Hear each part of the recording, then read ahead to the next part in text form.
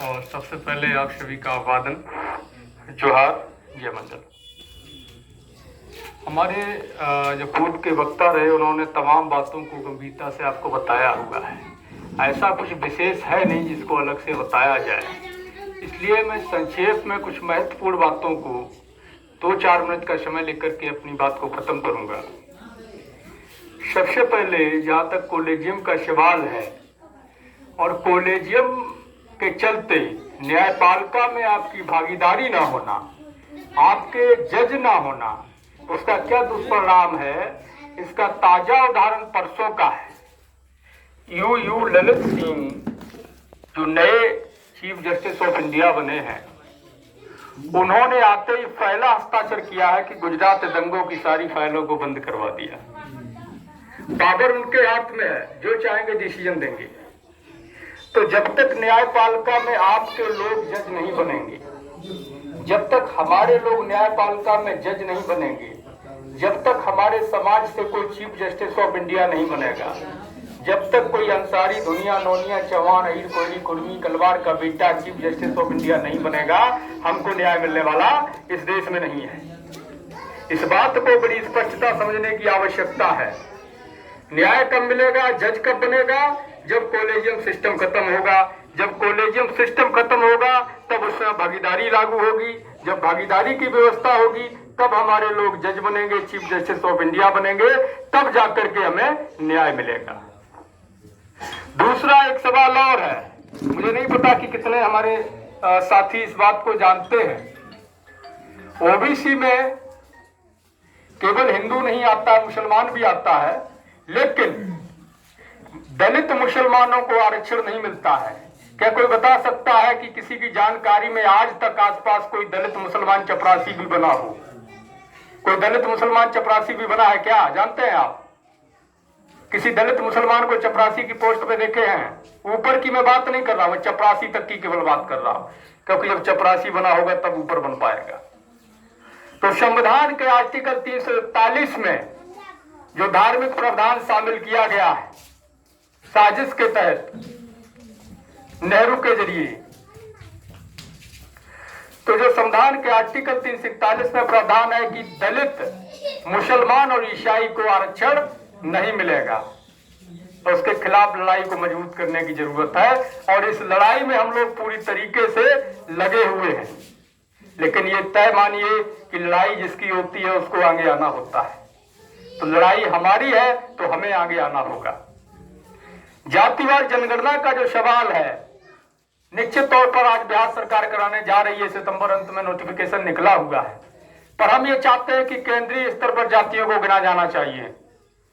जब आप धर्म के आधार पर जातियों को गिनते हो, जब जनगणना का आधार आपने धर्म के आधार पर बंद नहीं किया है, जब आप धर्म को गिनते हो, जब आप भाषाओं के आधार पर गिनती करते हो, 4500 से अधिक भाषाओं को आप गिनते हो, धर्मों को गिनते हो, यहाँ तक कि आप पेड़ पौधों को भी गिनते हो, और रहा सवाल जातियों की गिनती का, तो आप SC ST की जातियों को गिनते हो। ऐसा नहीं है कि जातियों की गिनती नहीं होती है, गिनती नहीं होती है तो पिछड़ा और अगड़ा समाज की जातियों की गिनती नहीं होती है।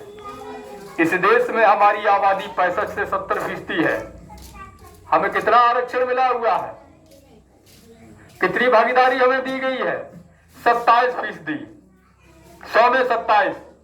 हमारा हक बनता है कि हमें आबादी के अनुपात में मिलना चाहिए था। आखिर ऐसा क्यों हुआ कि हमें आबादी के अनुपात में नहीं मिला? जब मंडल कमीशन की रिपोर्ट सौंपी गई, उससे पहले ही न्यायपालिका में बैठे कथित ऊंची जाति के लोगों ने एक नियम बनाया कि आरक्षण की सीमा 50% से ऊपर नहीं जा सकती है। तो जब मंडल कमीशन ने अपनी रिपोर्ट सौंपी, उसको आधार बनाते हुए, सुप्रीम कोर्ट के जजमेंट को आधार बनाते हुए ये कहा गया कि चूंकि उस समय की आबादी जो 1931 के जनगणना के आधार पर 52% थे और बाद में 2% का और अनुमानित आकलन करते हुए उन्होंने जोड़ा, चूंकि ओबीसी की पिछड़ी जातियों की आबादी 54% है, तो आरक्षण आबादी के अनुसार मिलना चाहिए। लेकिन जो सुप्रीम कोर्ट का आदेश है, जजमेंट है, उसको मद्देनजर रखते हुए हम ये मांग करते हैं कि SC/ST जातियों को जो आरक्षण मिला है उसके बाद में जो 27.5 बचता है उसमें से 27% हमें दिया जाना चाहिए।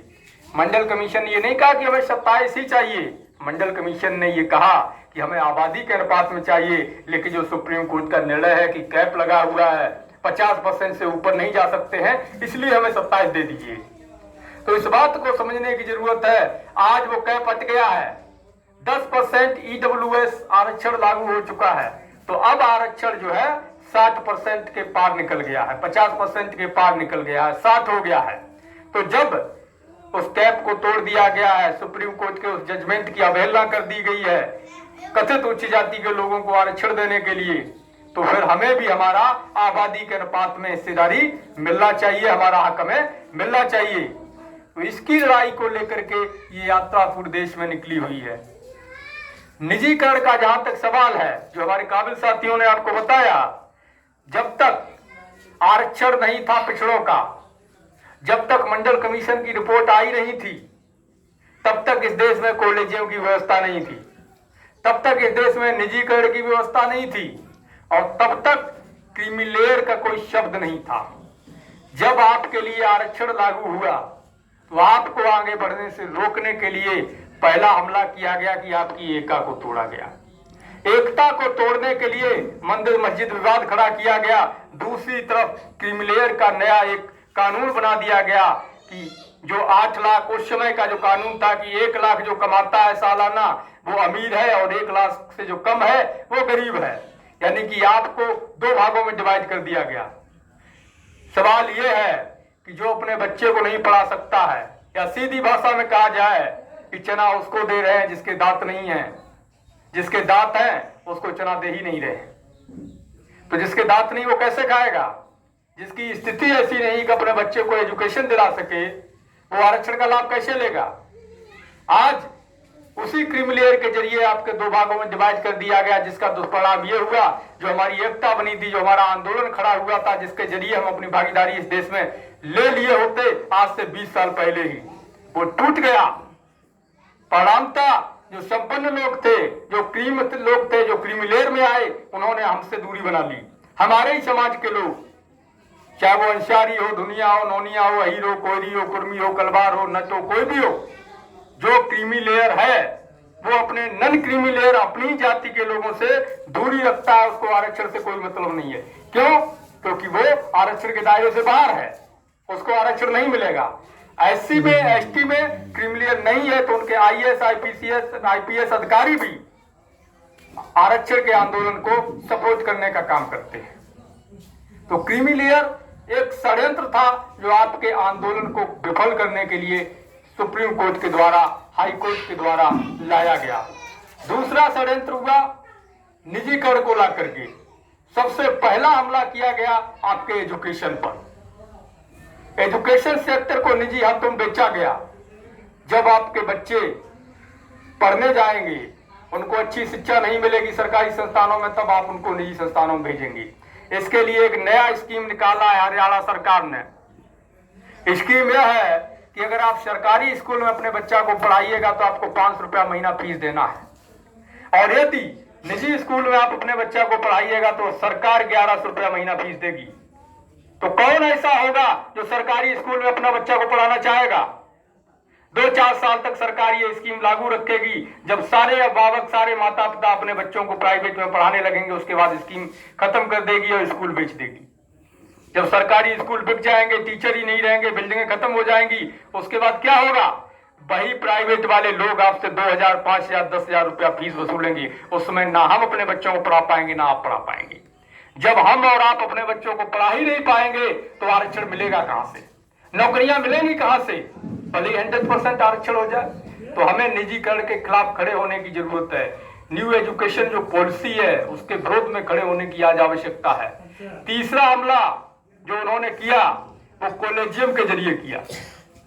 मंडल आने के बाद ही कॉलेजियम आया। तीसरा हमला उन्होंने कॉलेजियम के जरिए किया।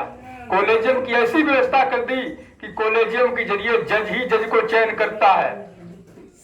अगर साधारण भाषा में कहा जाए कि किसी के घर बच्चा पैदा होता है तो उसको बधाई यही दी जाती है कि आपके घर बेटा या बेटी पैदा हुआ। पर जज के घर बच्चा पैदा होता तो आप कह सकते हो बधाई हो, आपके घर जज पैदा हुआ है। हकीकत में उसके घर बच्चा नहीं, जज ही पैदा होता है।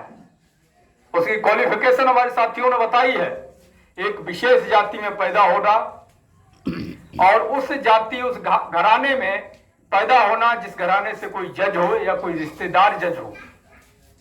अगर आप वहां पैदा हुए हैं, आपका बाप, आपका चाचा, आपका ताऊ जज रहा है, तो आप भी 100% जज बनेंगे। जज के चयन की प्रक्रिया क्या है? 5-7 लोगों की एक कमेटी होती है, एक सिस्टम होता है, उसी को कॉलेजियम बोलते हैं। वही लोग मिलकर के सिलेक्शन करते हैं कि किसके बेटे का नाम भेजना है। मिश्रा जी कहते हैं आज तिवारी जी के बेटे का नाम भेज दिया जाए। तिवारी जी कहते हैं हाँ वो तो ठीक है मिश्रा जी, हमारे बेटे का तो डाल दी है, लेकिन दुबे जी का बेटा और है बढ़िया, 8-10 साल से एडवोकेसी कर रहा है, वकालत कर रहा है, दुबे जी के बेटे का भी नाम भेज दीजिए।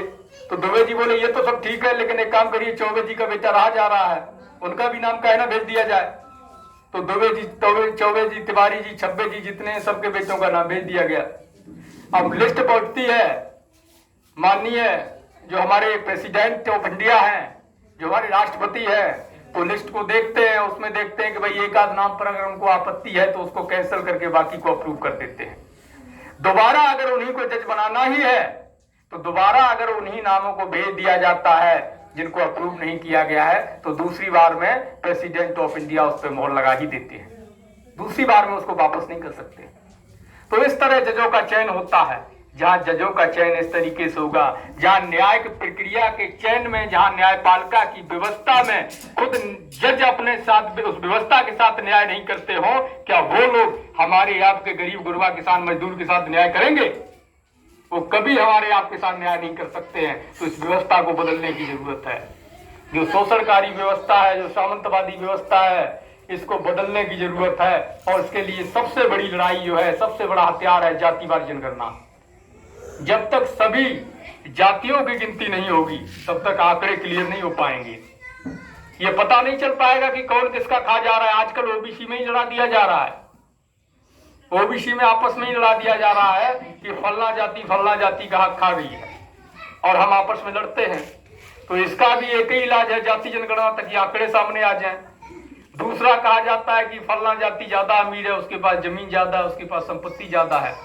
इसका भी इलाज यही है, जाति जनगणना। इससे पता चल जाएगा कि जमीन किस पे ज्यादा है, कौन कब्जा किए बैठा है, ब्यूरोक्रेसी में किसका कब्जा है, मीडिया में किसका कब्जा है, न्यायपालिका में किसका कब्जा है, संसाधनों में किसका कब्जा है, यहाँ तक कि जंगलों पे किसका कब्जा है, देश की पूरी व्यवस्था पर किसका कब्जा है। इसकी कलई जब ही खुलेगी जब जातियों के आंकड़े सामने आएंगे। जाति जनगणना केवल किसी जाति की संख्या जानने का सवाल नहीं है।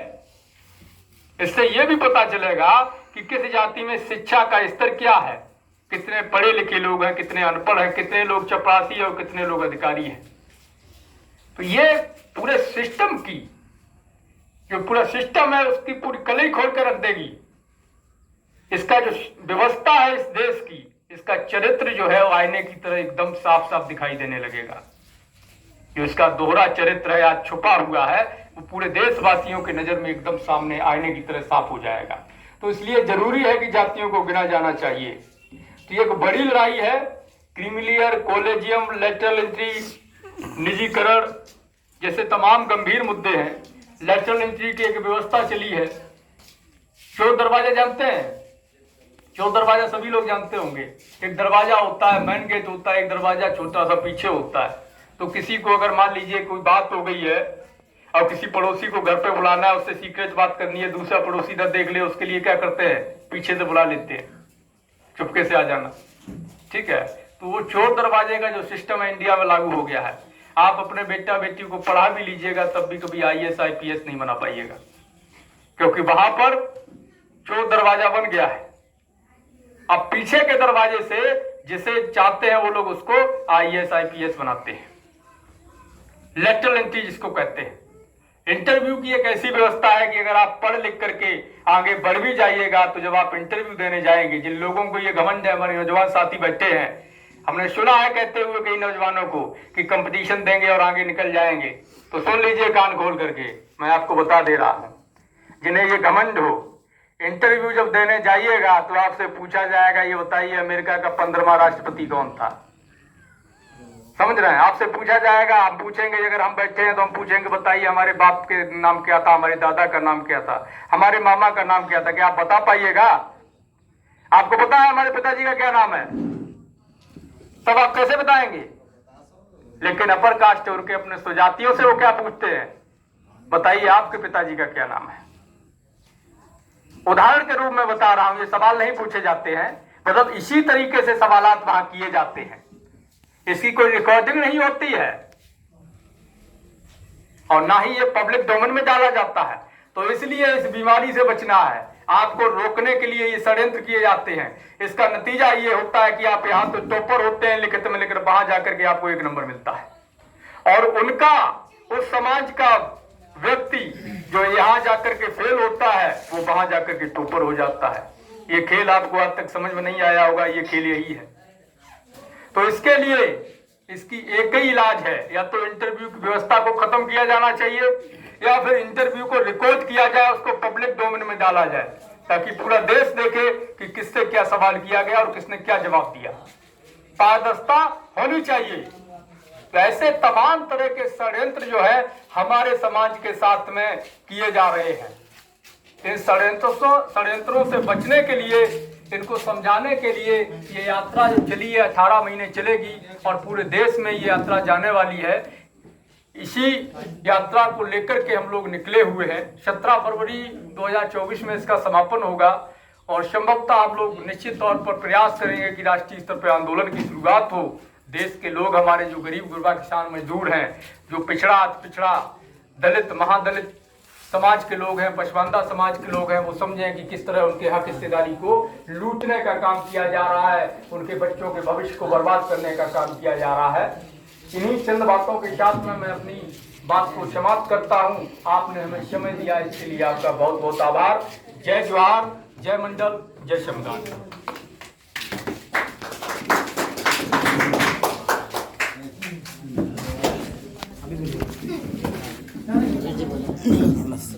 क्रांतिकारी साथियों, यदि आप संवैधानिक अधिकारों, जातिवाद जनगणना, मंडल कमीशन, बहुजन महापुरुषों की वैचारिक समता, समानता और सामाजिक न्याय के आंदोलन को मजबूत बनाना चाहते हैं तो हमारी आपसे गुजारिश है कि हमारे चैनल को सब्सक्राइब करें व बेल आइकन के बटन को दबाएं। वीडियो को अधिक से अधिक शेयर करें व अपनी यथासंभव शक्ति अनुसार हमें आर्थिक सहयोग करें।